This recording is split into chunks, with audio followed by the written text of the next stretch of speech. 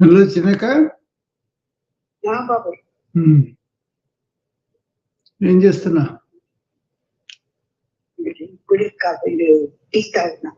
I see. Okay. Yeah. I woke up early in the morning and I was listening to Vasant Lad, the Ayurvedic person. He's one person who is there in New Mexico. He's a great Ayurveda teacher, you know. So he's a true Ayurveda Vaidya, you know. So he talks about a lot of things. He was interviewed by one of his students, you know. So that was very good. So I was doing a lot of stuff yesterday about a Zoom meeting on Saturday night, because they all the friends they want to participate in the that India trip we talked about. They were going to support that, you know. So we were going to brainstorm together what else we can do about see the RSG. He said you could stay there and then you could do you already did the book and you already did the script, so we can you can do he said we can do some of the locations of that and then send it to you. So maybe we can send one cameraman to each place and then get that done, because he was asking about some permissions from the temples and whatever.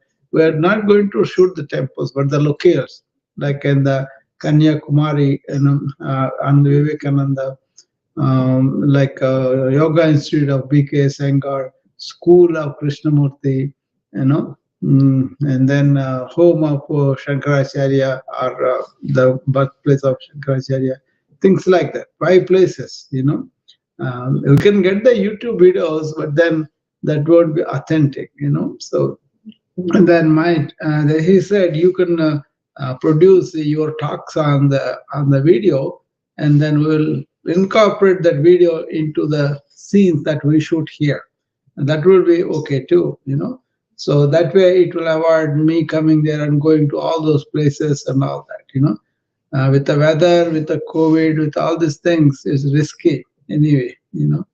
And also travel in India is not that easy. There's 5 places. And then August is the monsoon area. Lot of monsoon, lot of rains, you know. So రోడ్లు ఎట్లుంటాయో తెలియదు, అక్కడ ఎక్కడెక్కడ ఇదవుతుందో తెలియదు.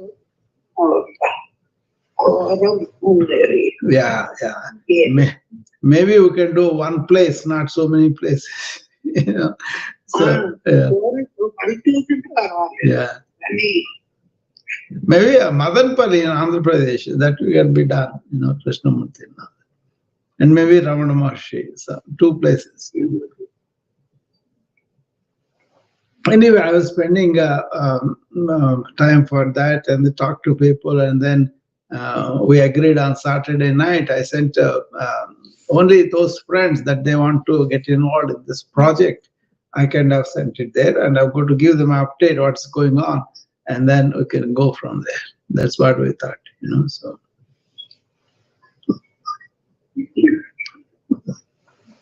see, basically, we were very simple things we would say. What are these wise people? Who are they? Where they came from? And there's an introduction to young people, you know. My thing is about what did they say and how is that relevant to us modern life, stress and burnout. So that way they can, and also give them some resources that they can go study more on those people. So all came through. Everything is in the book now. So it will be very easy. Even if you read the book, if you are interested, you'll get a lot of information. But putting the videos, I think you can grasp many young people's attention, you know, because they don't have the time to read probably. They're seeing the very short videos. So these videos will be altogether, it will be like 1 hour, 1.5 hours of entire footage, even if I did the films on each one like that. I was thinking of maybe 15 minutes, that will be 1.5 hours, so that's what I was thinking. But they can view each one as independent 15 minutes movie. And then they can go and read the book and then look for the resources, whoever they find attractive, they can understand. I want to make it easier for them to reach, to understand them, and also, if possible, apply in their life. That's the main thing. Because I use the same principle that I learned from them to treat all these people who are coming with stress and burnout. But if they start to begin with, they come to know about it and they are young, it will be very useful for them. Especially, a lot of uncertain times are coming up with our weather going like this, with the geopolitical like this, with all the unhealthy pandemics coming up. There's a lot of and then the AI, artificial intelligence. It's going to do a lot of good things, they say, but also a lot of people are going to be uncertain about the whole thing. So that is the biggest technological change we are going to experience. So already a lot of things are going on. Weather is that, yeah. I mean, it's getting worse every year. So people are uncertain, especially the young people. So. చాలా worst sorry. See, we did out to ourselves. We kind of put so much carbon out there, and that's affecting us right now. But there are some nice, optimistic features. Like one story I read about China in their big city, Shanghai or something. They had a very high pollution. They could not see the sky for years. But now, with all the electrical vehicles, they kind of banned all the fossil fuel power there, and then they are now seeing the blue sky. That's a good thing. And also, younger kids, they are more into conservation. Millennia, so that's a very, very optimistic thing. So we kind of polluted the world, but those kids will be, they're more aware. This is going on. They're more aware, and they're more aware what is going to happen in the future and all that. So they are becoming minimalist. They are becoming more. So I see more and more stories from them, from activism. So even some people in Bangladesh, they are now getting used to drowned areas because the sea level is coming up. Their beaches are eroded. Their towns are eroded. So they had to live on the water. So there's experimentation going on how you can live only when everything is water surrounding you. So beautiful weather, beautiful nature is gone. So that's why these people want to go to a different planet and live there. But first of all, we have to clean up this planet, then you can go somewhere else.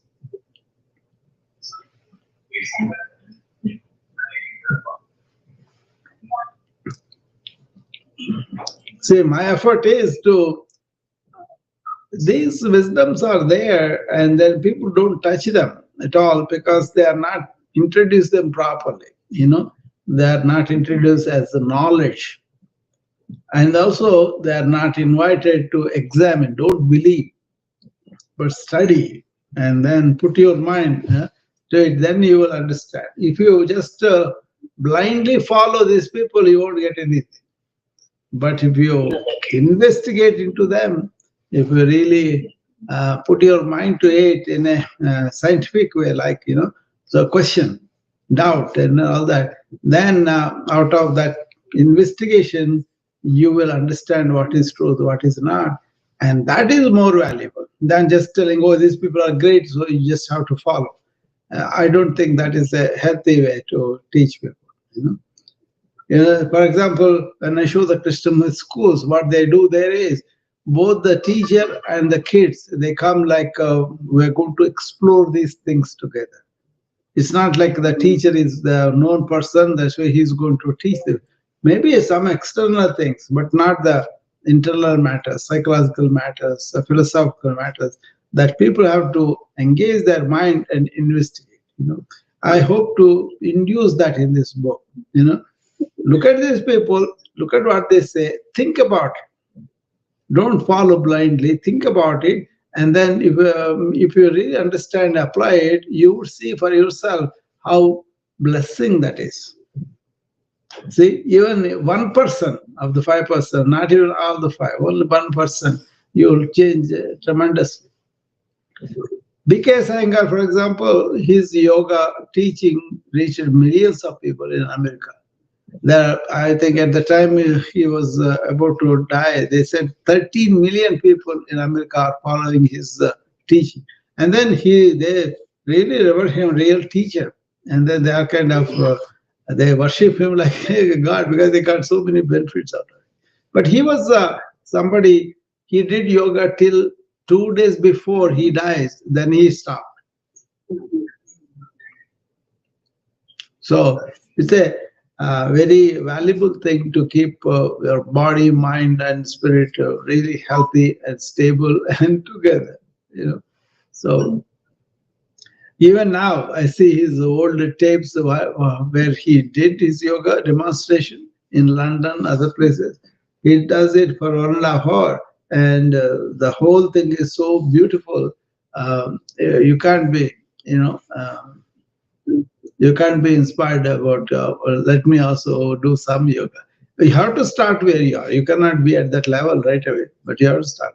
So on the yoga day on 6/21, June 21st, that's what we're going to show. And also, the main thing I was focusing on is daily life, everyday life, how you can incorporate this integrated yoga and then get the benefit by it. Suppose you are working, suppose you are learning something, suppose you are really doing something for other people, or any art, anything that you have taken, music, sculpture, and all that. When you have this one-pointedness and the purity of the mind, you do everything very well. Yogasu karmashu kausam, skill in action. So it's not like you do routinely, but you will be bringing your body, mind, and everything together. So you will have an excellent skill in whatever action you do. And then usually people are agitated and then worried and then all that. No, you will enjoy whatever you are doing because you are completely immersed and in flow. You don't even feel like you have worked. That's the beauty of it. So once you feel that, then you say, okay, this is like a lifestyle. This is like a perspective that you can look at it. And this is not religious. This is not something trying to put something down to your throat, but more like enhances all your faculties. When they have that, then they kind of have a very good way to do it. So I prepared a couple of presentations that will give us this.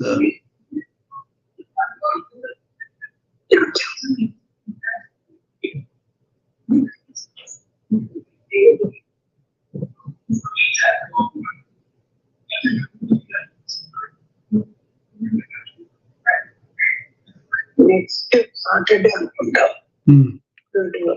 21st. Yeah.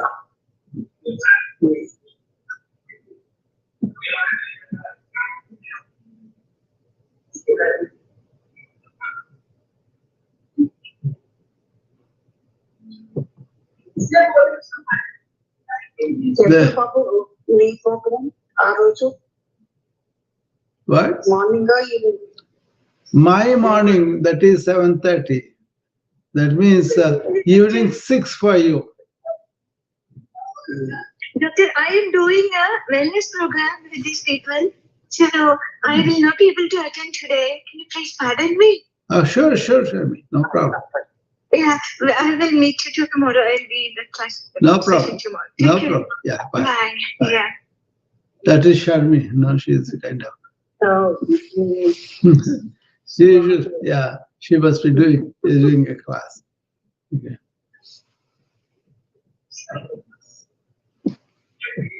So, yeah, morning 7:30 for me. That means evening 6 for you in India. You know, so you will be able to do something like that.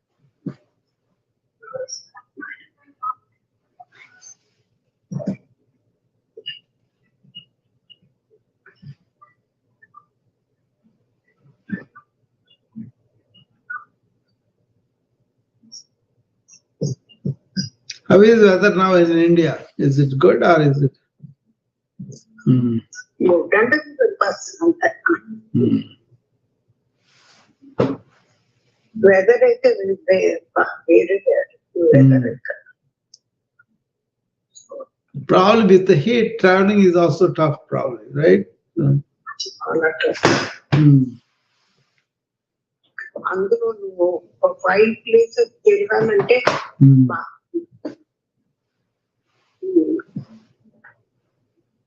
just an idea, not that we have to do it. But the main thing is present them this point of view, you know. And I'm going to make my own videos and my talks here. And then they said they may go to the places and show to some of the areas and then show the place, and then my talks will come on top of it. And that should work out. That should work out.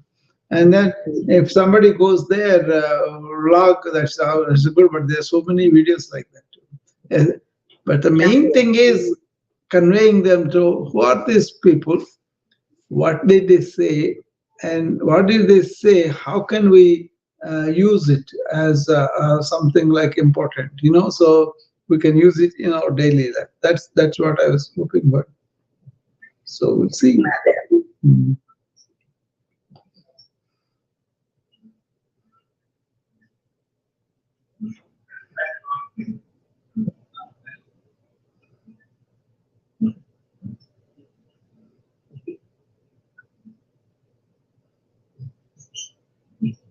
కానీ ఎక్కడ ఏమవుతుందో తెలుస్తలేదు. ఒక చోట ఒకటి ఒక చోట ఇది కొంచెం చూసేసరికి ఇక్కడ అట్లా అవుతుంది, అక్కడ అవుతుంది అని అంటారు. అది ఎప్పుడు ఎక్కడ అవుతుందో కూడా తెలుస్తలేదు. అదే వచ్చింది. Some places they're having a downpour so heavy they can't take it. So heavy. అంటే వర్షం కురుస్తుందని చెట్టు కింద నిలబడితే విడిపోయి చనిపోయాడు. ఏమన్నట్టు.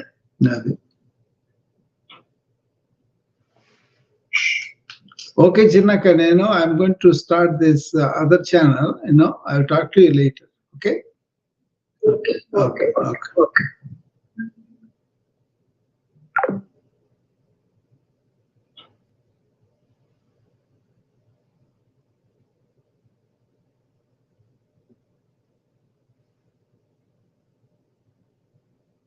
How do you cult?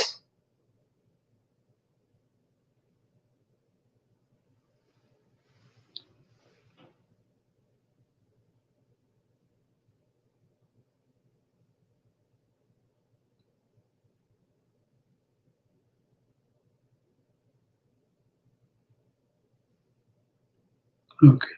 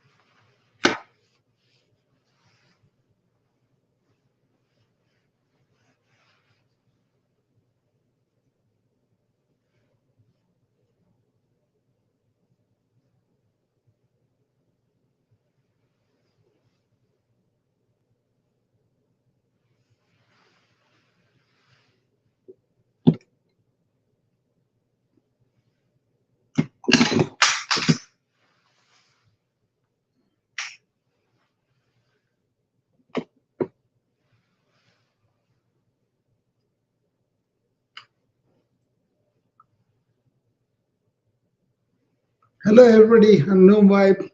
Good morning. I had trouble starting the channel, but here I am. Yeah, we were talking about my projects coming up, and also the the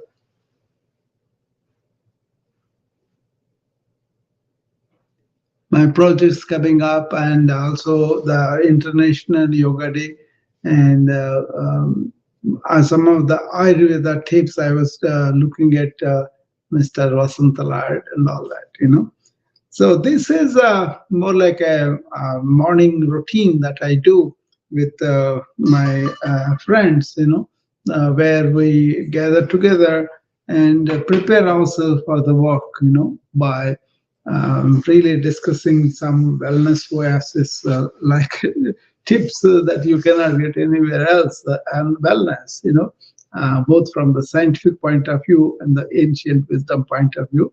And then we work on our morning routine, which consists of exercise, deep breathing, cultivating presence, and then really calming the mind, taking an energized body, a focused mind, a heart that is open to serve, and also really not to be stressed out by not reacting things and giving some service, and really taking both the wins and losses in a equanimous way, in equal footing.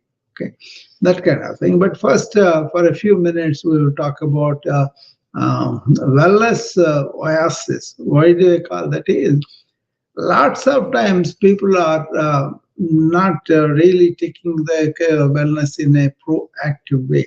That means really understanding what's going on in our body, in our mind, in our heart, and then taking care of preemptive action way early. We can do that now. We have the enough scientific knowledge, not enough, a lot of scientific knowledge, and also ancient way of maintaining the body mind together, so once you are taking those things into consideration, you will start to look at how I'm living, what I'm doing, and am I really truly living in the sense of uh, enjoying my life and loving what I do, and really good at what I'm doing, and also doing the needs of the society, of the world, and really helping other people in a way, and then also being compensated for it. All these things happen. Yesterday we had a talk on ikigai. Okay, that is the Japanese practical philosophy, where are we enjoying what we are doing? Are we loving what we do? Are we good at what we do? Do we get enough compensation for that? And then, are we really helping the needs of other people? Those kind of four questions we entertained, and we talked a lot about that. If anybody wants to have questions about that, or want to tell me how, if whether you're doing those four principles, that is truly living for the sake of doing a service, or really living on your own, not depending on anybody else for your means to basic things to what you want to do, and also not doing work just for the money, but then really that's something that your heart is set at, and you are really doing them because you feel like this is my passion, this is what my colleague, this is what I want to do, that kind of thing. And also getting better at it. They use this principle called simple as a few percentage points every day on the same thing that we are doing. Suppose you are doing a job for 25 years and you know the ins and out of the job, but you still try to find what is that 1% I can do better than yesterday. That kind of persistent pursuit of excellence in whatever you do really keeps you on the toes, and then challenges you to get something out of what you are doing. In yoga, for example, and we are doing a particular posture, and you could do the posture, but then you want to improvise every day a little bit, and you will see that the one body bent to 1 degree to one time, and then you can see the next time you do, you'll have more bend. You can see it for yourself. With ease, not with strain, not with a lot of pain and all that, but you can do that. So the same way, you take up any work, and then you are doing it, you will find one thing that they can do. This is how they improved in Japan lot of quality of whatever goods they are doing. Every day, anybody in the line of you know doing the whole car, for example, if somebody finds a nut that is not properly, they can hold the whole assembly. So not compromising, but improvising and trying to improvise, trying to strive to reach that excellence. And that's how the quality has gone up so high. But at the same time, not being stubborn about it, but then just trying to improve a little bit every day, looking for the areas where they could contribute. And that's an excellent way. So Ikigai is about quality of life, is about enjoying life, it's about contributing to life, it's about getting something from back from the life too. So the four principles, right? Am I loving what I'm doing, or am I doing what I love? And once you really establish, okay, this is what I now, am I getting better and good at what I'm doing? Am I improving my skill level? That's the second one. Third one is, am I meeting the needs of the others? And the fourth one is, am I getting compensated for what I do? That kind of four principles they had in their life, and lots of good things came out of that. And now people are conducting a lot of these seminars and webinars about the Ikigai, and in the rules of improving the productivity and the things. But actually, Giga is about your life, your quality of life. It doesn't matter whether you do a small job or bigger job, but how do you like what you are doing? Are you involved in what you're doing? Are you in the flow when you're doing it?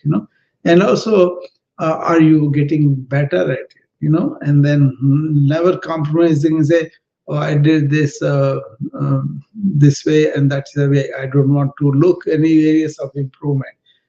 Usually people after a certain time, they settle down. When they stop learning, when they stop looking for ways to improve themselves, that's when the life is not there. It's kind of stationary. Okay, so it's about life. Are you truly alive, or you're just existing? Do you have the spark in you or not? Do you provide something for other people and other life as a whole in general? Are you involved with ecology? Are you involved with other people's suffering? Are you involved with the weather conditions, everything that is going on? All that involvement, that is embracing the more life, not less life, more life. That's important, right? So I was talking about that yesterday. So I welcome people come and talk about that if you have any questions on that, because that's the important area people can do and improvise themselves. Okay. And I'll be doing some talks on that, expanded a little bit.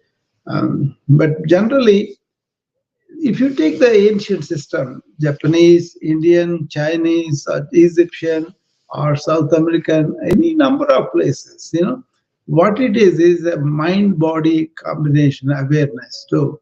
It's not about just the body or just the mind, but it's about everything else together. After all, human being is what? Humor, humora, that is the from earth, these things came up, right, from all the elements. So the body and mind, they are the humora. Body and the mind with the brain, nervous system and all that. But then the being, that electrical force that is in there, that is the one that sparks the life, and that's important too. So lots of times we do stuff and we keep our body and the mind focused and all that, but we neglect our inner being, and that has to be touched, that has to be revived, that has to be realized, and that's important, right? That the being level is where your mind is alert, aware, but quiet, and then you can feel for yourself your inner being. Touching that is what the ancient did, and that's why they were very intuitive. They were not victims of the thought problems of anxiety, depression, this stress and burnout. All those are because of modern era. We said we think, therefore we are. Actually, we got stopped short.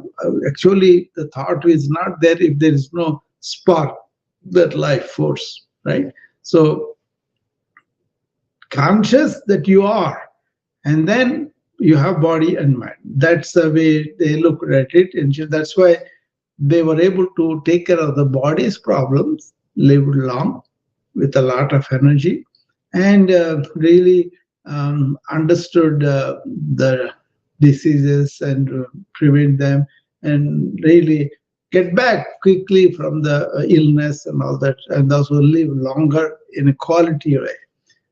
The same way, the mind is silent, so they didn't have this neurotic problem that we have now. We think everything is information, everything is thought, and then we get immersed in that. No, it is the quality of life you have using the things that whatever that you have. But now everything is about the things, not about us. That is where you have to come back and be stationed in your inner compass, which is your inner being. Once you have that inner freedom from the mind, I think life will be very good. Okay, you can use the assets. The assets are body and mind, but not to be identified with asset. Like it's like you're running a big car.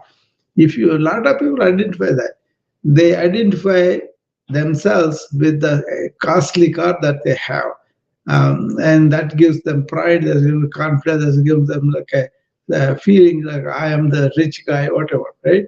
But that could be destroyed, right? The car can go anywhere. So identifying with the objects, in our case, our body and mind are our objects to lead our life, right? Is like identifying with the car that you have and then really forget about who you are, right? So coming back to the inner being level is that important. And that's why they said, so any human being anywhere, the purpose of his life is to really understand this inner essence, that is the reality, and be stationed in that recognition, realization, and then lead life. I think that's a very wise statement, because when you have a calm mind, when you have a non-reactive mind, you don't have stress and burnout. Rather, you will do what you can do and you will live out what you cannot do. But you won't stress about it. You won't react. See, modern life played like a, oh, unless you achieve these things, unless you have all these things, you won't be happy. No, the happiness is within, joy is within. And that's what the ancients really identified. Okay. Hopefully that makes sense for you. Go and listen to that Ikigai talk yesterday, and then you can engage in discussion if anybody wants to. And the thing is not about the talk; it's about what we get from the talk, and thus to improve our quality of life. Simple things. You can look at the work and say, "Do I really enjoy this, or I'm doing it just because I need some paycheck to pay my mortgage and all," which is not bad in itself. But apart from that work, is there anything else that you want to do? You want to create, like somebody wants to do woodwork, somebody wants to paint, somebody wants to sculpture, somebody wants to write things. somebody wants to get up and talk like I am doing, So, or somebody may want to really help people to get over so many sufferings, So many things are there. If you don't like what you are doing, but if you are spending 70% of your time there, then that's the problem, right? But if you learn to grow to, like what you are doing, allow to what you're doing, that is where they said every day 1% I will improve the work. You can do that, and then actually, as you are trying to improve things, the work gets much more meaningful, and what work gets much more enjoyable, right? I think we all feel that, so the work that we find boring, we can turn it into a challenge, you know.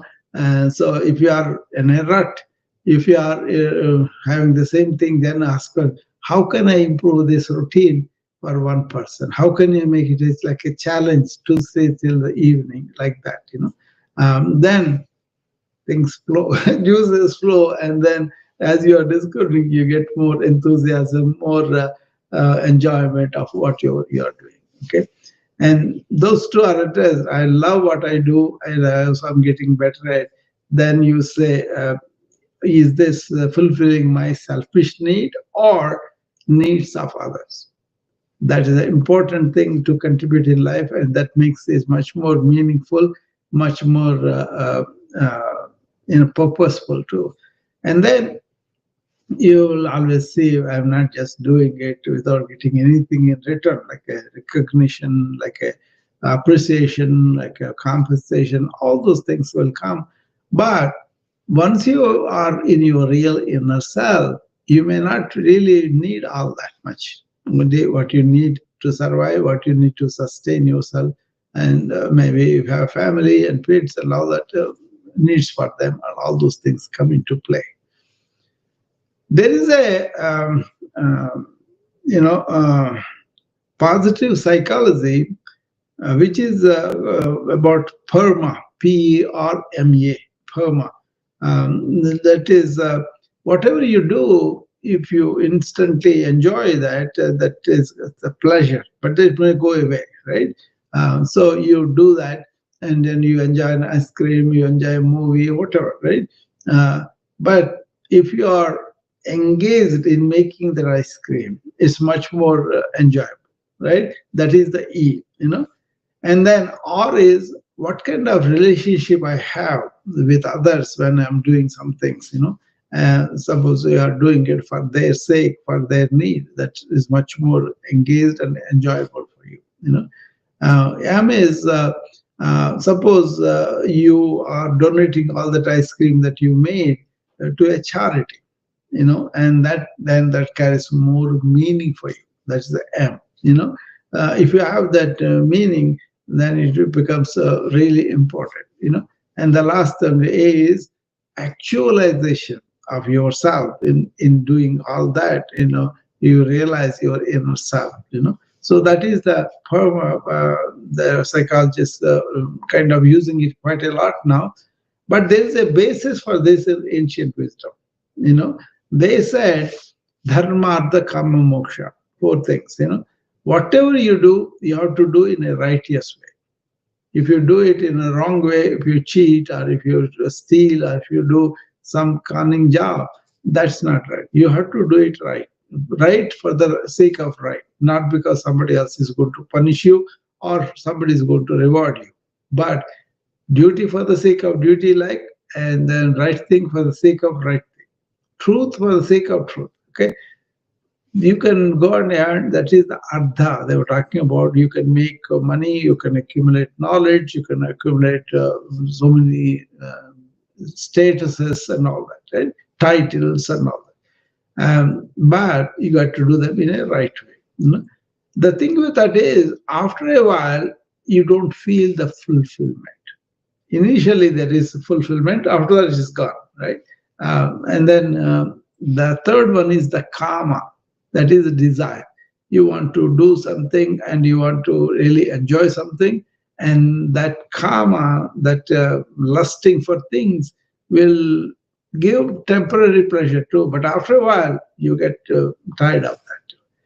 But the last one, moksha, which means liberation from your own chattering, continuous, talking mind, that is the liberation, where it is forever fulfillment in being settled down, anchored down in your real self. Okay, so that is lacking in modern life. So people, after a while, they lose meaning, purpose in life, and they wither away. You don't have to. You can be very joyful, enjoying a human being, contributing to human being, and also giving human being, and then thereby you get a lot of joy and happiness as a human being. That's why I consider human being as a life, is very privileged for us. And also we should really appreciate such a beautiful thing for us. Okay. So it doesn't matter with the weather, it doesn't matter with the conditions, it doesn't matter. But you can always stay quiet and go inward and establish, anchor yourself in your real being, and that's it. You are really enjoying the human being life. Lot of people don't realize, they get lost in their jobs, get lost in making some money, or get lost in enjoying some pleasures and all that. But a lot of people raise about that, and they want to ask the question, is there something else, only this? A lot of people ask the question. I happen to think that the ancient people have found the answer for that and then have communicated it. But the thing with this is, in a scientific way, the cues and all, we can give it to everybody. But here, each human being has to go inward and find out for themselves their own inner wealth.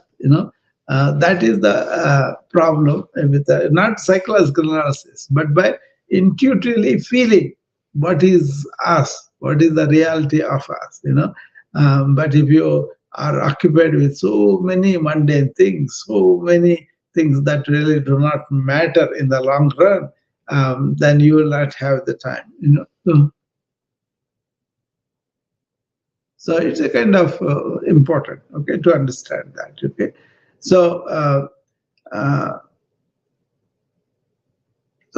somebody sent me a message. I was distracted. Sorry about that. But then we were talking about this forever fulfillment. Ancient way is to really understand the limitation of the thought, limitation of our brain, and all that, and then use it for what it is good at. But otherwise, keep it quiet. Having that serenity, the stillness, that itself is a blessing. Whether you have it or not, you will know. Okay, nobody can judge you on that. Nobody can say that you are doing something bad because you are not just silent. But as a human being, we have that privilege of enjoying the silence, stillness, serenity of the mind, and then you really enjoy life in a silent way. Um, you do work, you kind of do so many things, but you are not constantly thinking. That has become the problem now. Say, especially with the information age, so many stimuli are coming in, and we kind of react to them, and then it's going on like that. People are getting neurotic in the sense they will do the same thing again and again, even though they know the result. So it's not like a actively, consciously involved work. It's more like a put on work or imposed work and all that, right? And then you're thinking all the time, then the mind forms its own cortex like, and then it will go in cycles. That is the one you don't want to have, the cyclical thinking. But actively focused thinking is good, and ending the thought is also good. Okay, but if you let all the thoughts go and stay there, all the data go and stay there in the mind, then you have a problem. You have overwhelm, you have this brain fog, you have a lot of stress and burnout. All these things we are seeing because we put a lot of junk into our mind. Don't do that. Use the thought in a focused way, and then after that is done, slip out of it into your silence. That is beautiful about realizing who we really are. We are not this mechanical body, we are not this mind, but we are that force beyond that which gives you the life. And once you are there, that energy, that consciousness, that force, or God, or love, whatever you call it, that is there. And then once you anchor yourself in that, life is beautiful. You have to experiment for yourself. You have to understand and do it for yourself. Nobody can give it to you. You got to take a journey, internal journey, and then find out what's going on, and then really get the benefit of it. Okay, so that's what we do in our morning routine. What we do, we make our body relieve its tensions and all the stiffness, all the whatever body is going through weakness and everything, right? That it has to be moving. If you move the body, most of the time you get benefited because of that.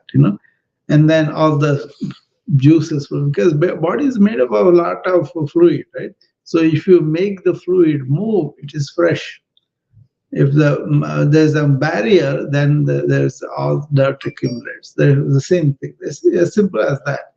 And then if you take it, if that is the case, then let me move my body as much as possible. You don't need any special exercise if you are always moving. And also, when the body tells you, okay, I'm tired, I want to rest, I want to go to sleep or whatever, listen to that.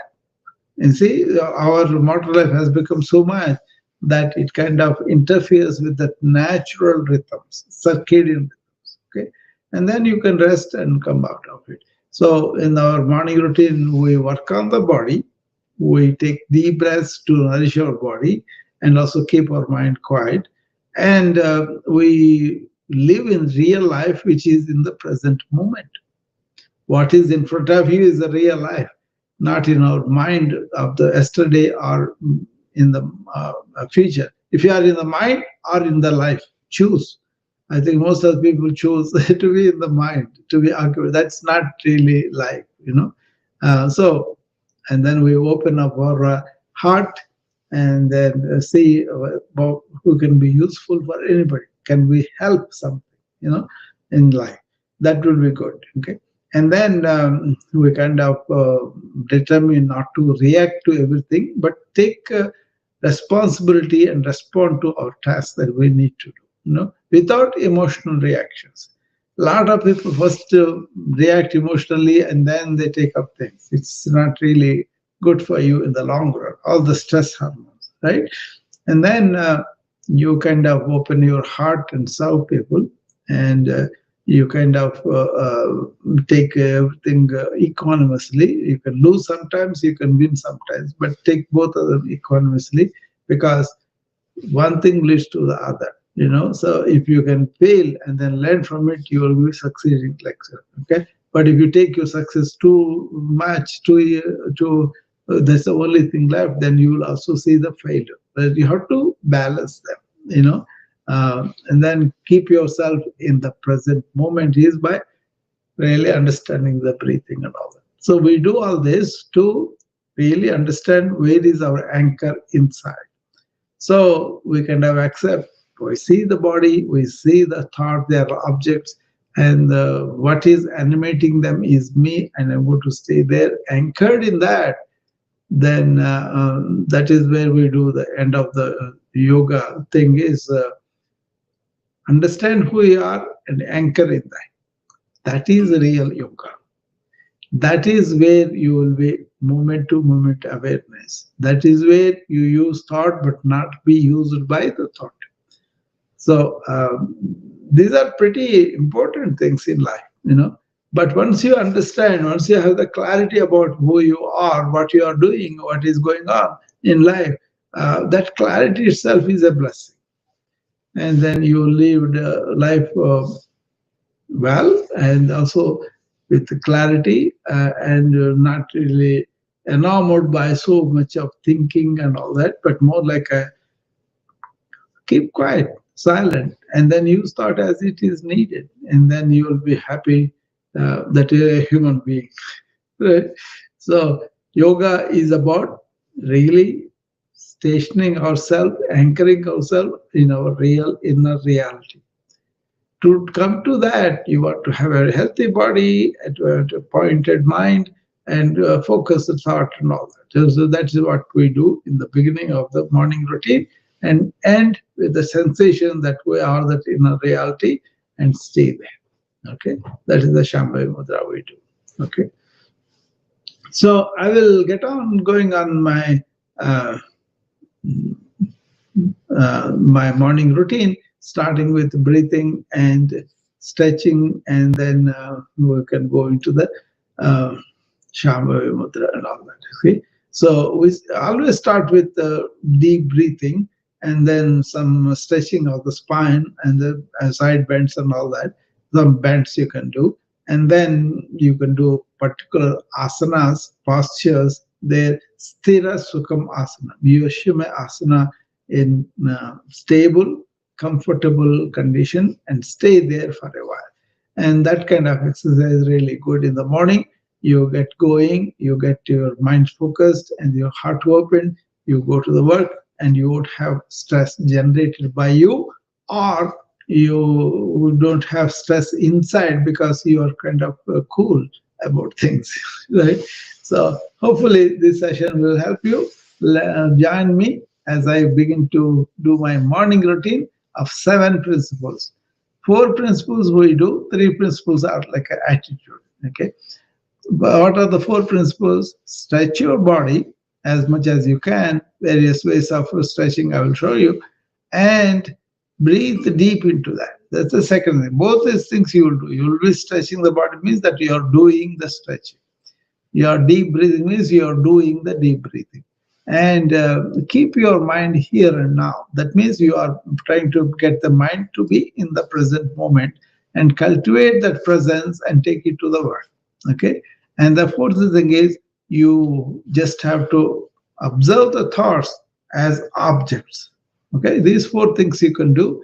And then you cultivate the idea of non-reactivity, and really cultivating to be here and now, and then open your heart and give the service, and you treat both wins and losses during the workday as equanimous. Okay, so if you open your heart, and if you really be non-reactive, and if you are looking at wins and losses as the same, then you have done a very successful day.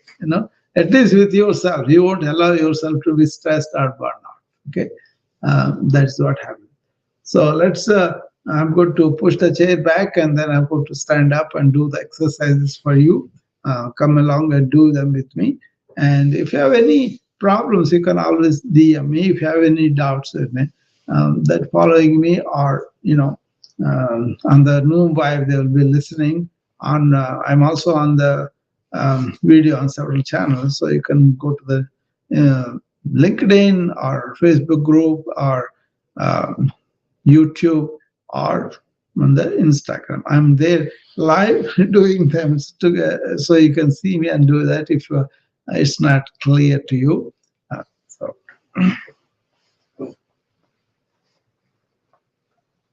So let's move the chair back, and you can sit down and do the breathing if you want to, but keep your spine straight, And as we do deep breathing, let the air go, like you're sucking the air from the abdominal level through the nose inside, And as you take the breath inside, your abdominal wall raises. Okay.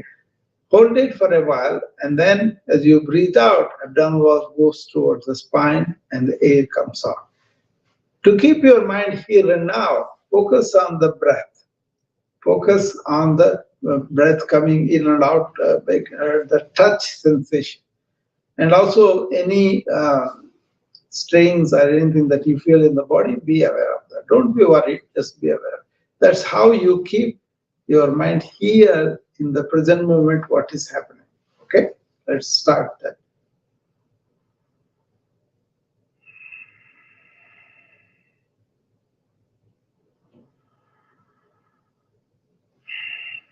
Look at my hand, right hand, raising with the inspiration, holding it, and going towards the spine as you breathe out. Okay, three things with 3 breaths we did so far.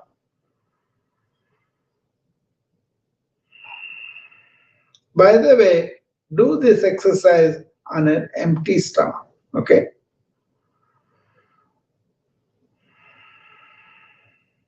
3 more.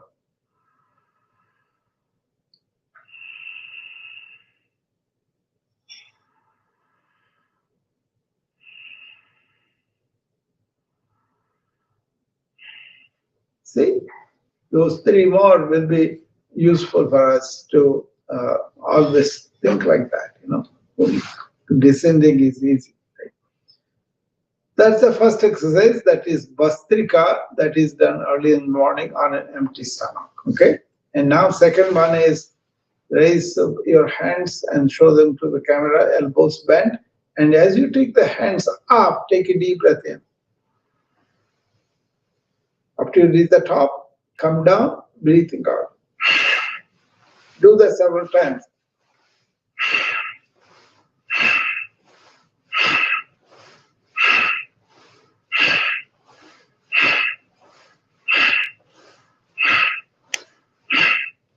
This is called Vaganing. Vaganing means speedy one.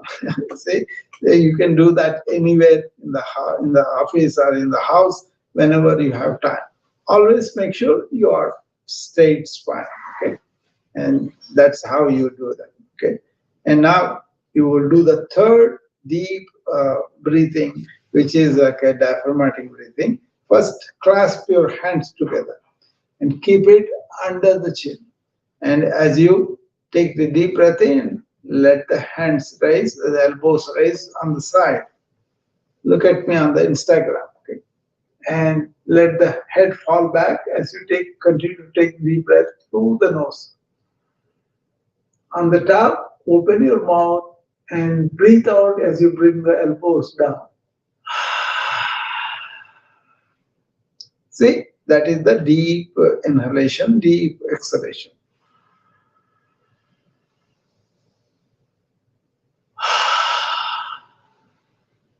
Two complete.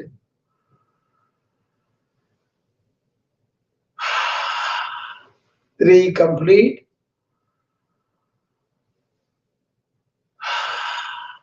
Four complete. Four more.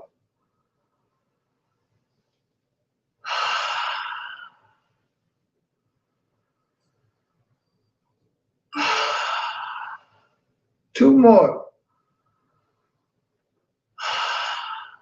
Last one. We go with number 8. You can do as many as you want, okay? Or you can do as few as you can. So we are done warming up with the breath. Now we will do the spinal stretches. That way you are woken up, okay? So what we do is put both your hands clasped together and turn the palm outward and show it to the camera. And then go up, all the way up, and then stretch to the sky, elbows, okay?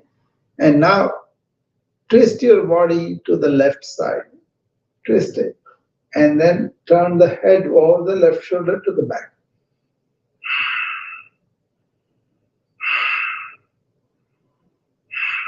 Three breaths there. Turn the body to the center, and now turn the body to the right. And then move the head over the right shoulder to the back.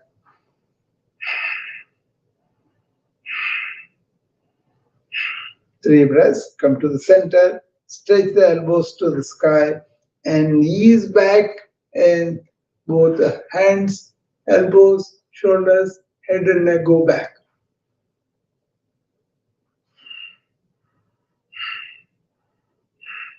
Come to the center and ease your hands down towards the knees and bend forward at the lower lumbar spine as you bring your hands down, down, down to the as low as you want to go towards the feet without bending the knees.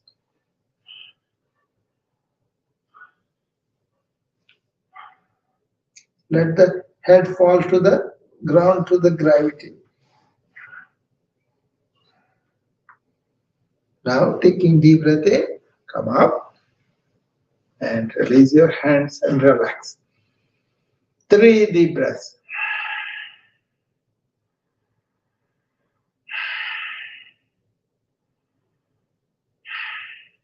Now take your right hand to the left shoulder and place the palm on that, and left hand to the right shoulder and place it there.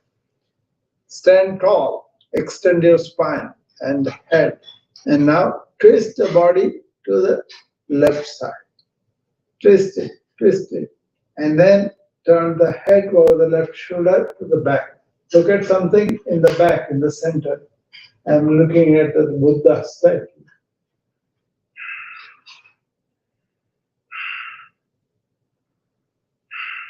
Three breaths, bring the body back to the center. And now twist the body to the right, all the way. Then turn the head over the right shoulder to the back.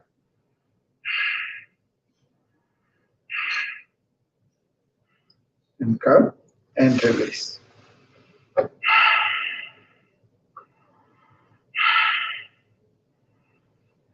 Take 3 deep breaths between exercises, which will really help you to do longer. Okay? And now put the right hand on the left hip in the front and take the left hand to the back, to the right hip on the back, and place it there. And now turn to the left. And turn the head over the left shoulder to the back.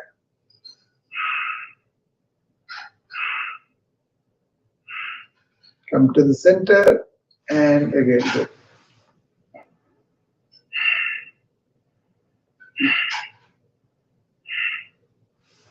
Okay. And those are the spinal twists that we do. Okay. Now let us do the bends to the side and to the front and the back. Okay. Put your both feet 6 inches apart and run the right hand on the right thigh and below the right knee, and lift the left hand to the side. And do the same on the other side. We are bending to the side now. 1,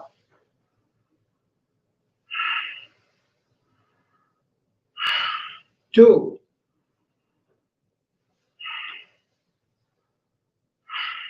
3,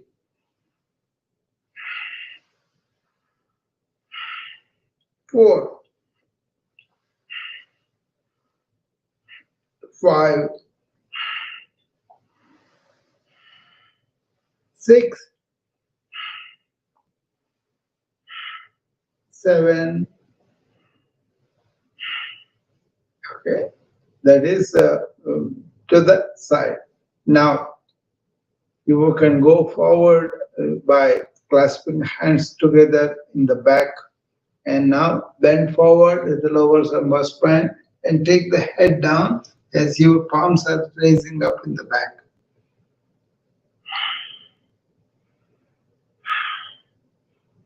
Keep the knees straight, and bend forward. Let the gravity work for you with the head going down. And come up. That is a forward bend. Now to the back, so keep your both feet 6 inches apart and put the hands on the hips with the both thumbs in the back staring at each other. Rest of the 4 fingers in the front staring at each other. And now bend the neck back, all the way. Push both feet in the front and bend back. Feel the tension in the lower lumbar spine.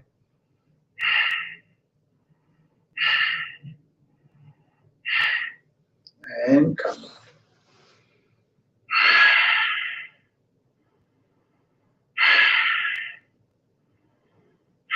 Those are some of the bends you can do side and forward too. And now we're going to do some limbering movements, okay? Put both your feet a little bit wide apart. And now raise both hands to the side, elbows straight, palms facing down, fingers to the. Now, with one scoop, bring the right hand to the left knee, and the left hand goes up in the air in the back. And do the same thing, the other left hand comes to the right knee, and right hand goes up. 1, 2, 3, 4, 5, 6, 7, 8. See, come up and come back to normal. Okay. Raise both hands to the front, palms facing each other, elbows extended. And now, taking a deep breath, take the hands to the back and the head and neck to the back. As you take the deep breath in and breathe out, bring the hands back to the front.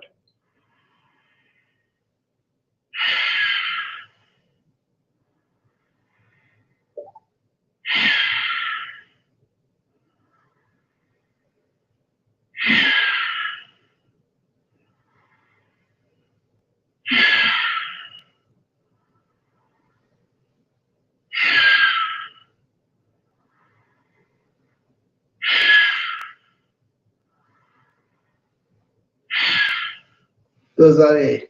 You can do that, okay? Very simple, right?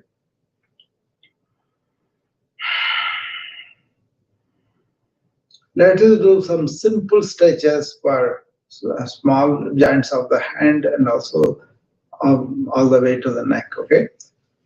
Raise your left hand and show the left hand to me, okay? And then bring the right hand and pull the left hand fingers towards you. Bend the wrist also towards you. Extend the elbow of the left elbow.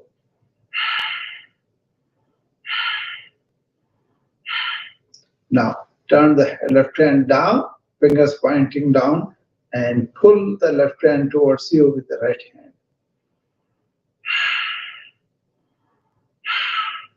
Do the same thing on the other side. Show me the right hand and pull the right hand with the left hand towards you.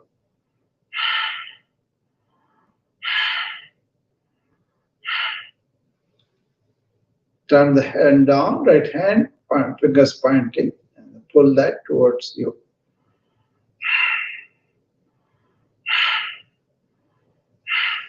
Hold on to the left wrist with the right hand, raise the elbow above and above the head, and then pull the left hand towards the right.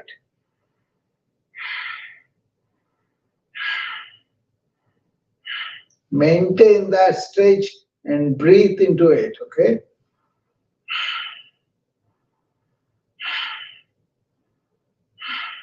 Okay, now hold on to the left elbow and pull it towards the right shoulder.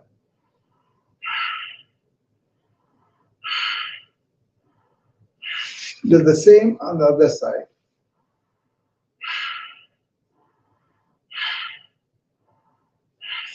Place the left hand on the left shoulder, hold on to the left elbow with the right, and push it up. Push it up all the way. Come down and do the same on the right side.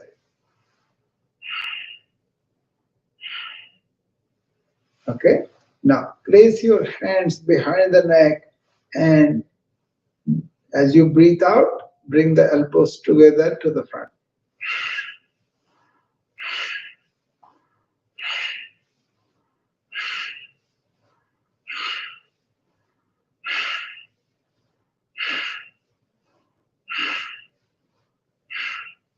Okay, release that. Okay. Now, shrug your shoulders. Now, 2, take deep breath as you go up and breathe out as you come down.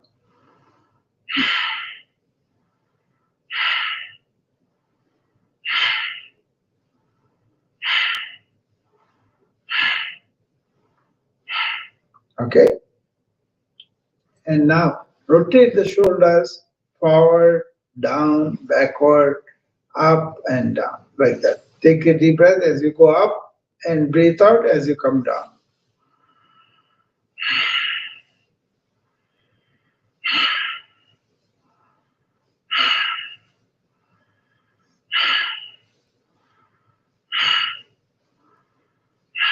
Now reverse the rotation and then do the same thing.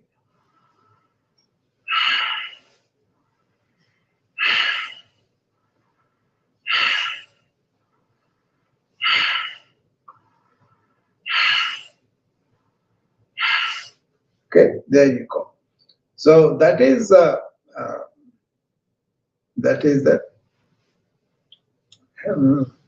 shoulder. Now we come to the neck.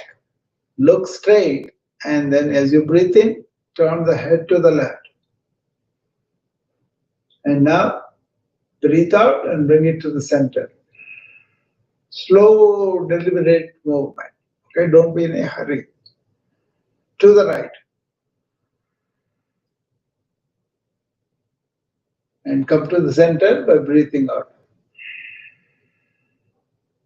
That is one rotation to the left and the right. Let's do 7 more.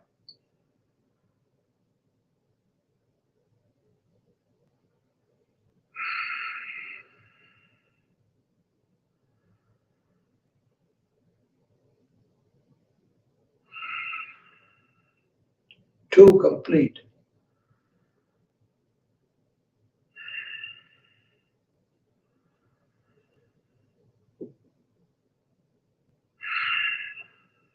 Three complete.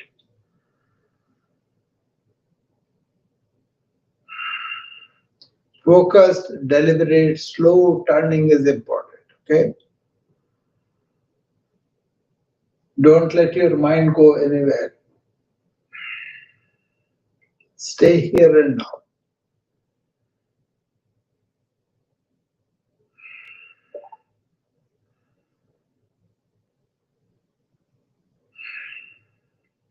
Two more.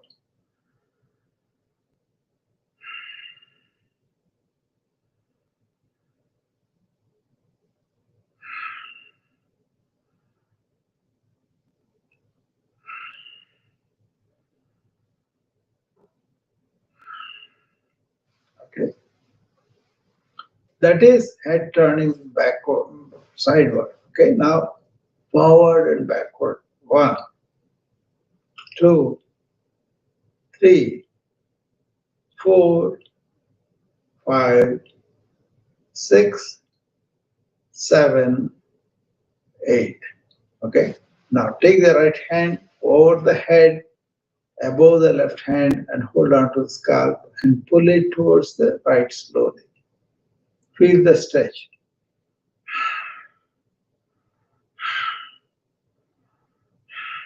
Let it go slowly and do the same thing on the other side. Left hand comes over the right ear and holds the scalp and pulls it to the left.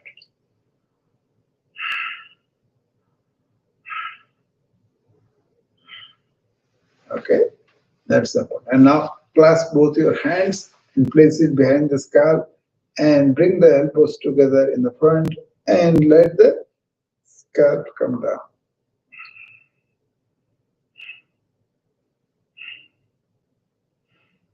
And come out. Okay? So there are the advanced stretches you can do. Okay?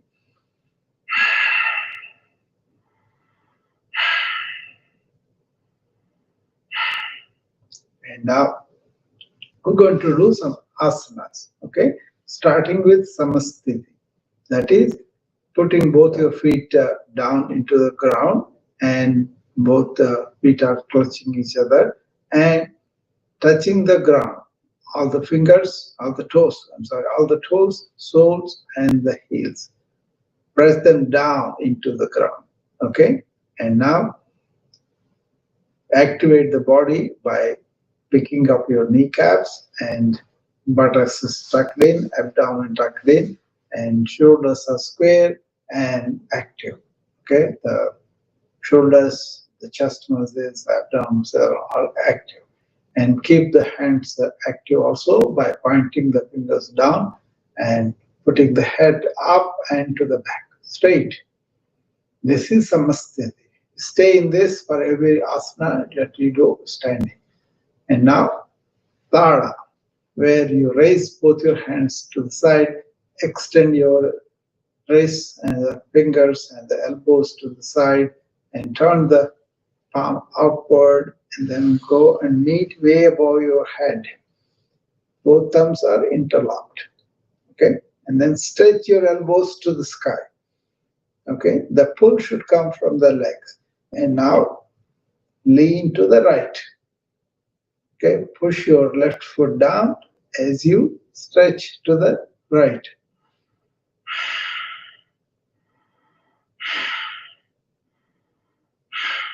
And come to the center, stretch to the sky again, and to the left. Push your right foot down as you bend to the left.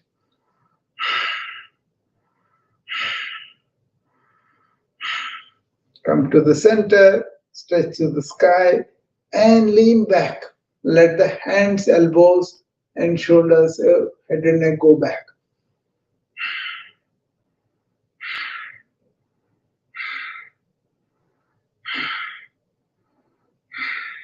Come to the center, and now ease the hands down, down, down towards the knees, and then go down.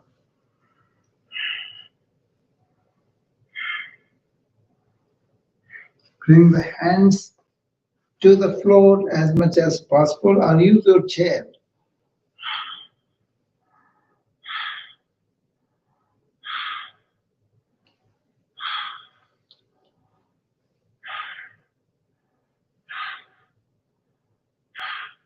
Now come up slowly, and you can always use a chair for support. Okay.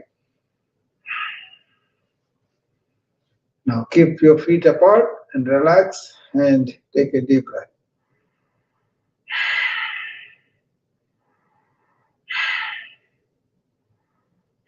So we did Samasthiti and Tada. Now we're going to do the chair pose. Keep both your feet 6 inches apart and cross the ground with both feet and raise your hands to the front, palms facing down, elbows extended, shoulders relaxed. Keep these hands like this all through the 3 variations. Okay? Don't put them down. The tendency is to put them down. Now, ease your knees and bend down and imagine a chair and sit on it. Okay? And stay there for 10 breaths.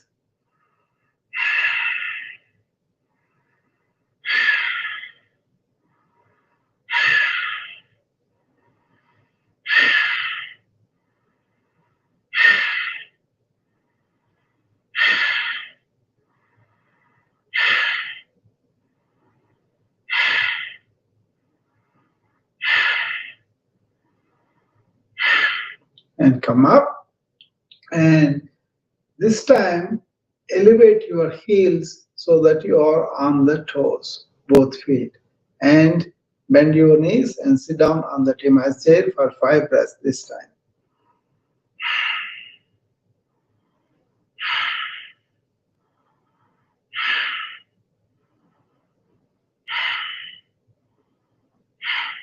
Put the heels down and come up and keep the hands like that, and make sure your knees are together, you're bending down and sitting on an imaginary chair like that.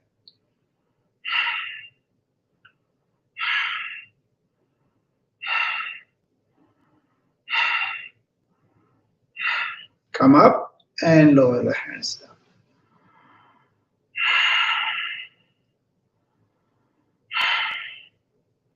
Fourth one, the Garuda pose. Okay, stand firmly on the right foot, right knee is locked, and now lift up the left foot and bring it right up the right foot and place it on the ground. Okay, and knees are crossing each other. Okay, now bend the knees and sit down as you bring the right hand under the left hand like this.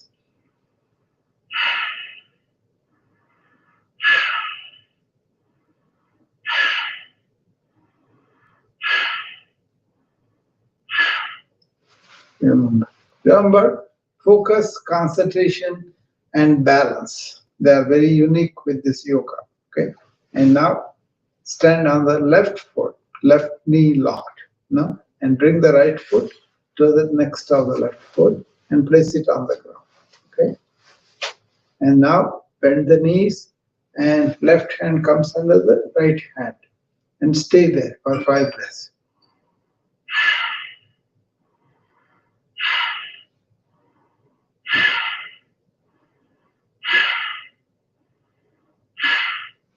Release and come back to normal.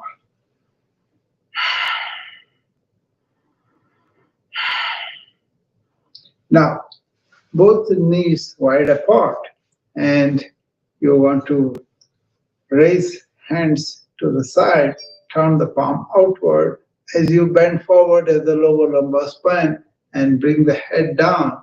These hands go and meet in the back.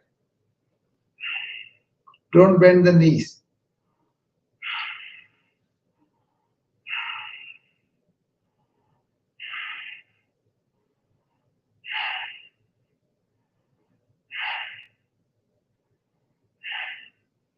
And come up and use the hands and come back to normal position.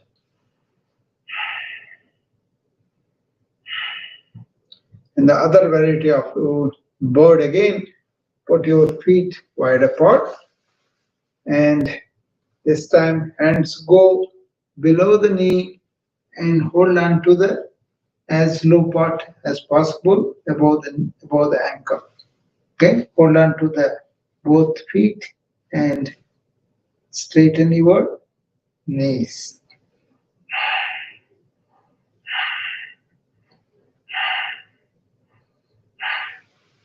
And come up. 3 bird poses we did, so altogether 6 of them. And now we will do the 7th, 8th, 9th, and 10th.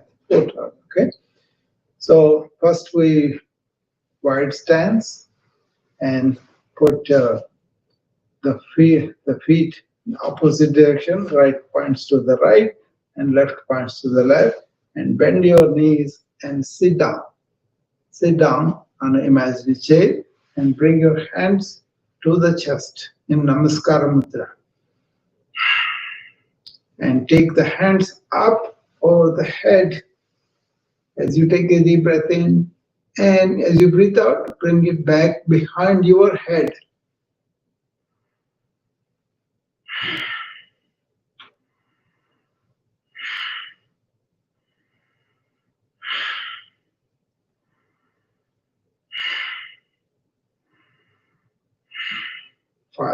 Bring the hands to the chest again and twist to the side, left side. Left elbow goes up and back, right elbow comes down and front. And turn your head and look over the left shoulder.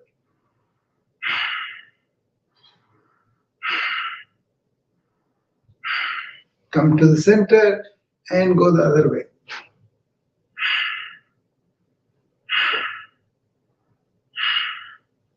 And come to the center and come out of the pose and come back to normal side.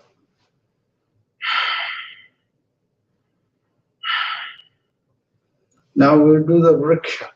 Okay, what you do is you stand on the right foot, firmly. Right leg is right knee is locked, and put the left foot on the right ankle or above the leg or the thigh, whatever you can do, and then put hand in this Namaskar Mudra and take it up.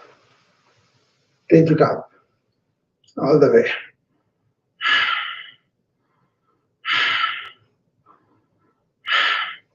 And come down and change legs now. First, stand on the left foot, left knee is locked, and the right ankle is on the right heel is on the left ankle. And then put both hands together and then go up.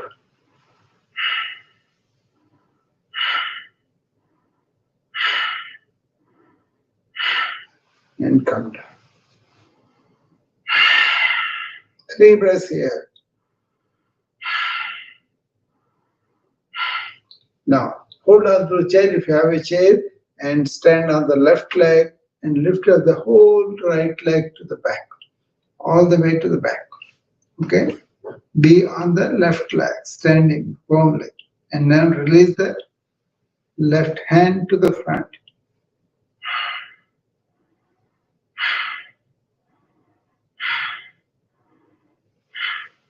Come down, change hands this time.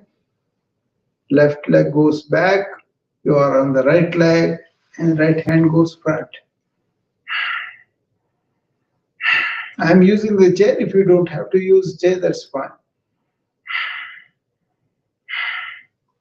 Okay, that's good. Now we'll do the chair pose. Stand on the left foot, knee locked. Now lift up the right foot to the back and hold on to it with the right hand at the edge of the foot.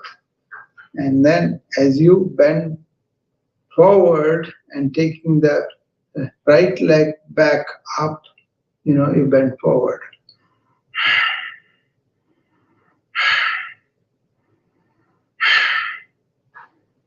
Come down and do the same on the other side. First stand on the right foot, right knee locked. Now lift up the left foot in the back and hold on to it with the left hand and lift it up. Okay, as you bend forward.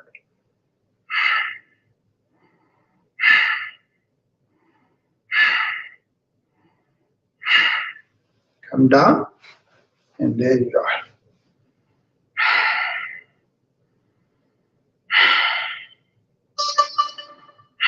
Always come back to your comfortable normal self. Sthira Sukham Asana. Stable, comfortable postures. Okay, don't be straining. Don't put yourself through pain. Okay, and now step forward with your left foot forward and right leg going back with the right foot facing the right side. Now bend your left knee forward, lunge forward. Okay, and now lift both your hands to the front, each facing each other, elbows straight. And now you take them up, all the way up, and clasp them together, except the index finger. All the fingers are clasped together.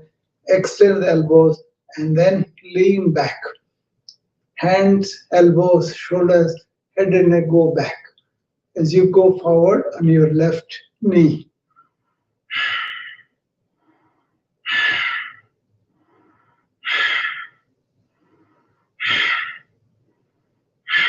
Release, and left hand goes forward, right hand goes backward, and stay there for 5 breaths.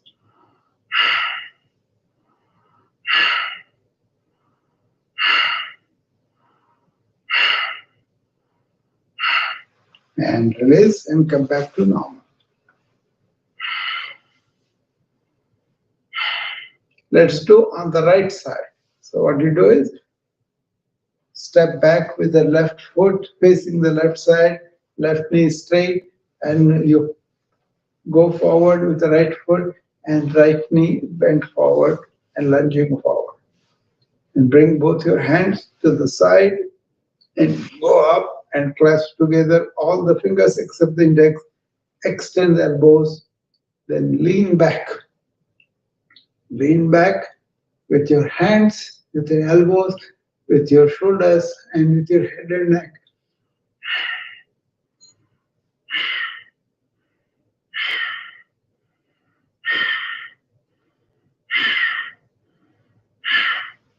Release.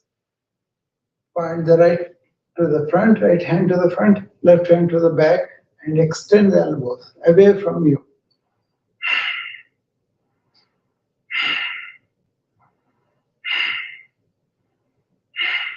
And withdraw and come back to center.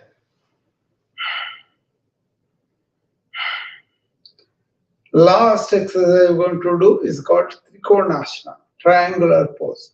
For this, you take a wide step with both feet, as wide as you can. Okay? First, feet forward, pointing forward. Then turn the right foot to the right side and bend the right knee and lunge to the right side. Raise both your hands straight to the side, elbows straight, and wrists are straighter. Now twist your body, bring the right hand in front of the right knee and left hand to the left ear.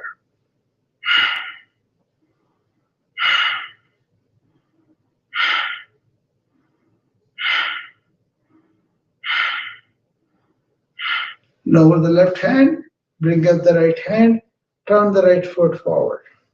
Okay? Now, left foot turned to the left side, left knee is bent towards the left side, and raise both hands. And twist the body and bring the left hand in front of the left knee and right hand touching the right arm, actually touching the right ear.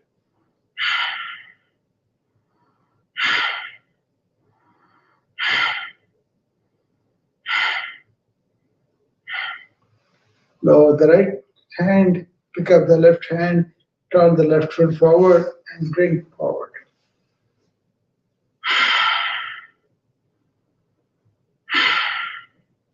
So those are the exercises. We can do yogic jogging, we can do head to toe, we can do vinyasa. So many varieties are there for me, but I want to keep it simple, standard, and same every day so that you can do better.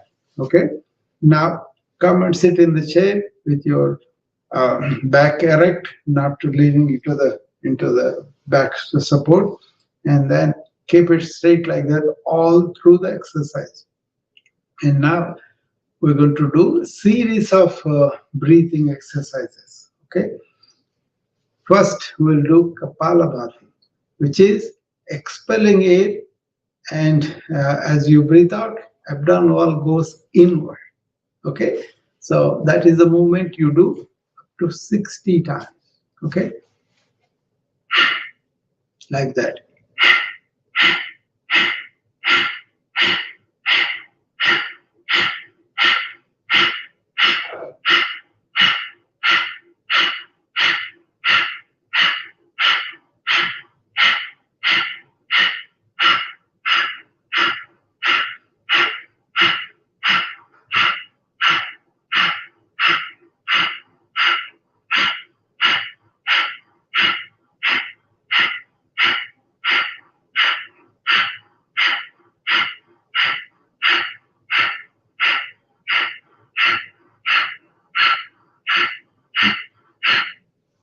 Okay, so that's 60 times.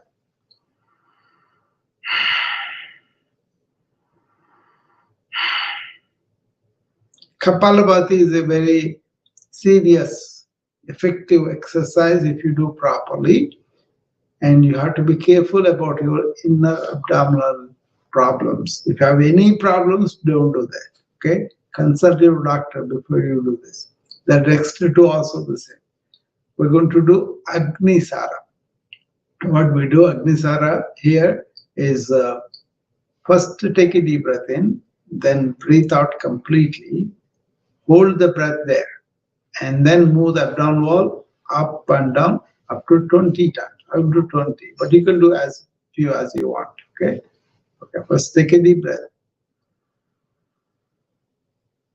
breathe out,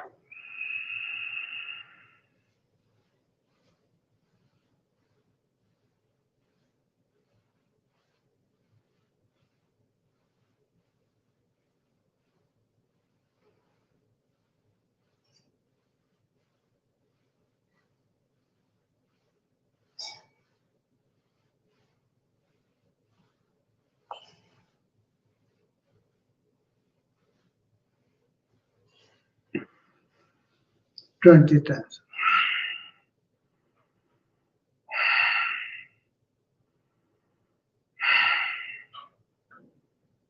That is Agnisara, a metabolic stimulator. People with obesity, I make them do that. Their metabolism kicks up. Okay. Then we're going to do 3 bandhas. Bandhas are locks. We're going to lock the lower abdomen as you breathe out, upper abdomen as you breathe out, and bring the chin to the chest. These 3 locks we assume and stay there for a few seconds. Okay, breathe out as you do the locking.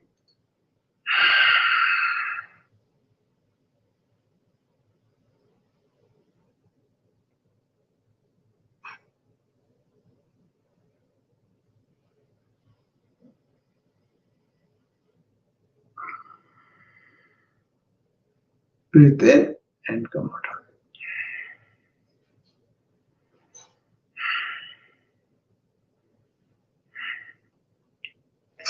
Okay, and now we're going to do what's called Sheetali.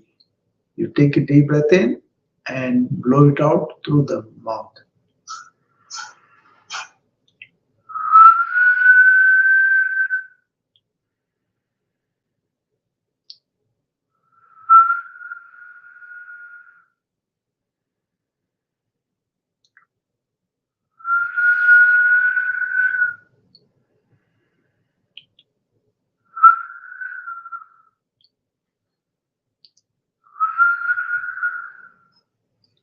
Okay. Now, Shitkari. For this, you clench your teeth, open the lips, and breathe in through the clenched teeth. And then breathe out through the nose, like this.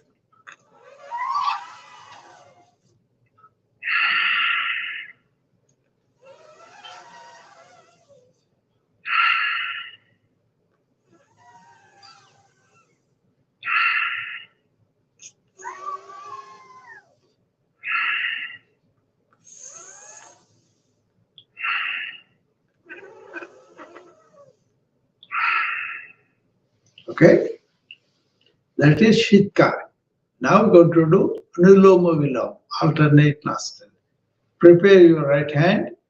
Make sure you have the thumb and the ring finger available, and then put the thumb on the right nostril and close it.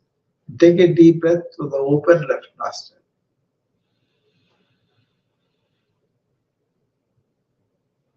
Now close the left nostril, release the right, and breathe out through the right. Now take a deep breath through the open right nostril. Close it and open the left and breathe out through the open left nostril. That is one round. 4 more, starting with the left.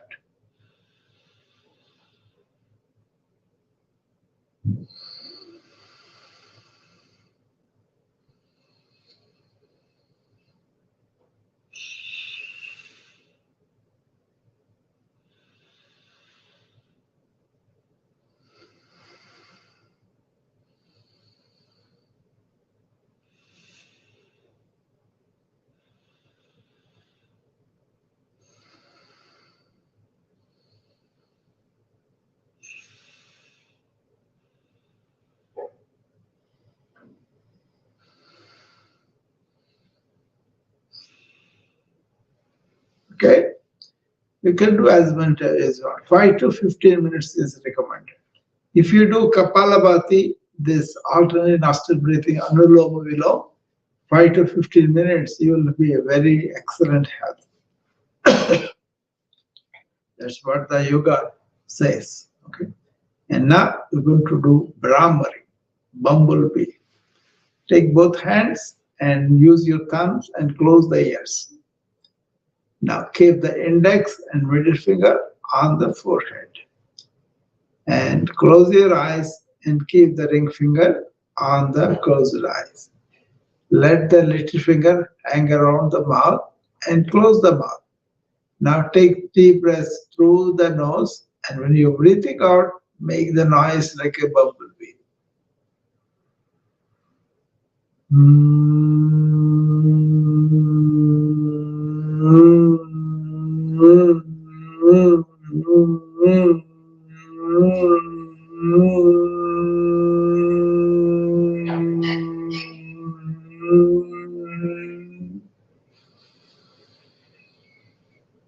So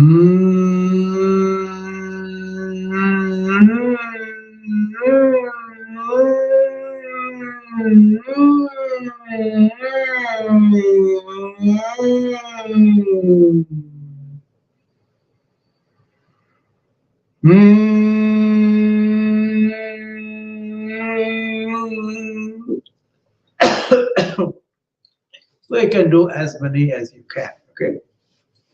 I usually do 5. I only do 3 this time. Okay. So that's a good exercise to clear up your throat. Okay. Small. Okay. Now we're going to do Omkara. See, our whole practice is about 2 A's. Awareness, be in the present moment. Okay. Thoughtless, present moment. Moment to moment awareness. Then align ourselves 3 B's. What are they? Breath, body, and the brain. Okay. Why do we do all this? To be realizing ourselves, right? Keep the body in good condition, mind focused, heart open up. And now we do A, E, I, O, U. A is getting alert, aware, and awake, which we did. E for energize, which we did. I, insight into how is our body current condition, how is our mind current condition, how are the thoughts. We did. O is the Omkara, primordial sound. If you listen to bird voice, if you listen to any voices, fully, that's good. Here, doing this voice will have resonance within you, this noise, and then heals your energy channel. Okay? That is broken into 3 letters. A, O, Ma. A for abdominal nadis, energy channels. O for the chest channels, and Ma for the this one. So let us take a deep breath, and when you blow it up, first say Ah. That we do 5 times. Okay. Ah.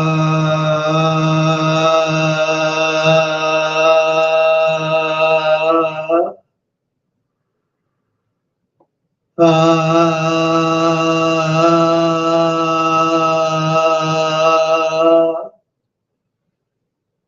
Ah.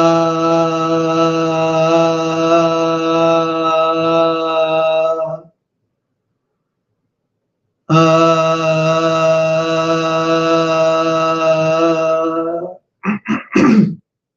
Now let's do O for the chest. Ooh.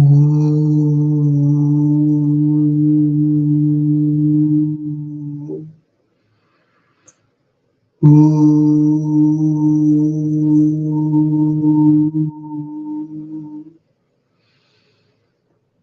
Ooh.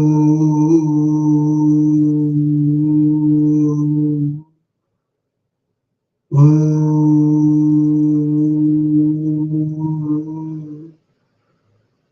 Ooh.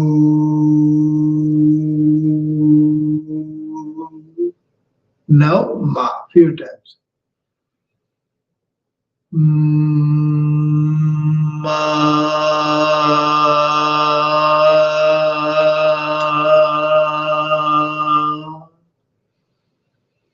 Ma.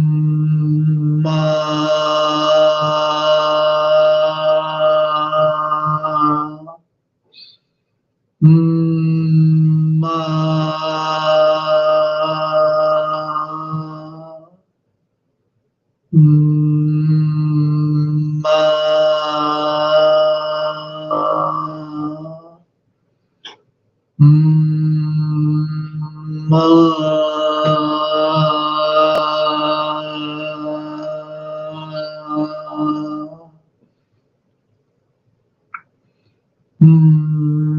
Ma.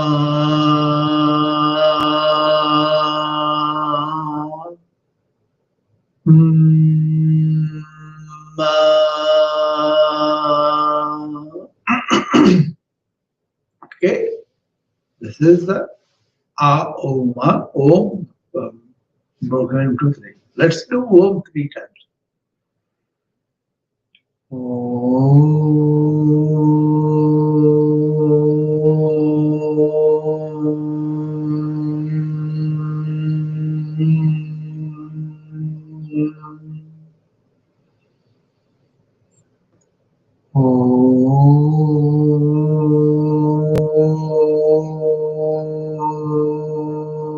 See?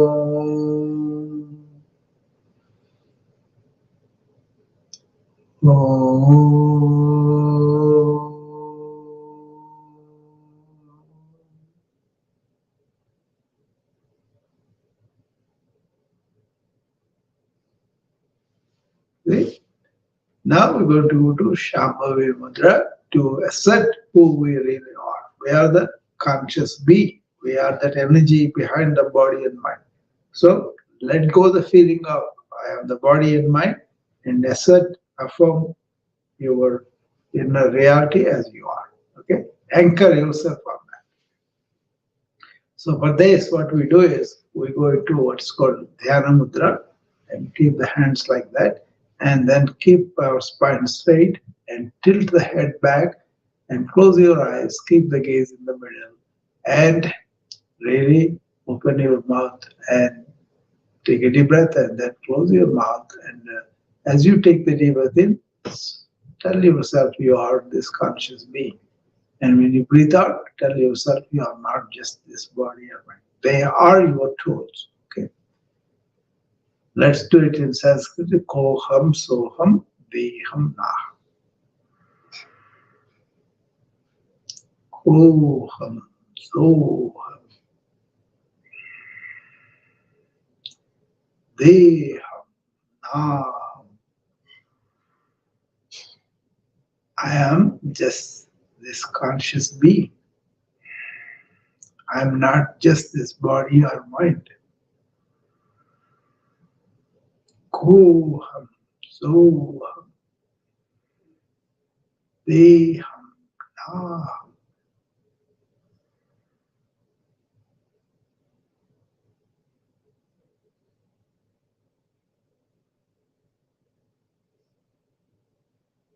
Koham soham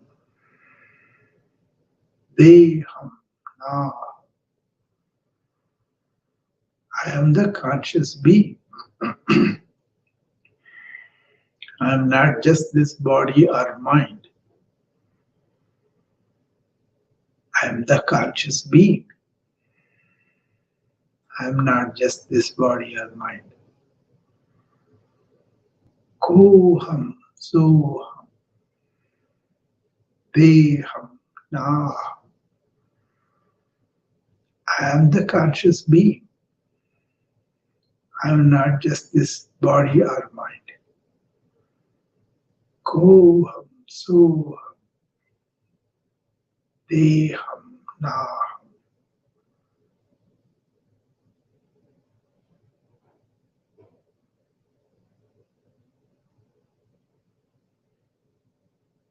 With that, we are done for today, and I hope you have a good day, stress-free, enjoyable working day, giving others some service, and coming home completely fulfilled. Thank you. I'll see you again tomorrow. Bye-bye.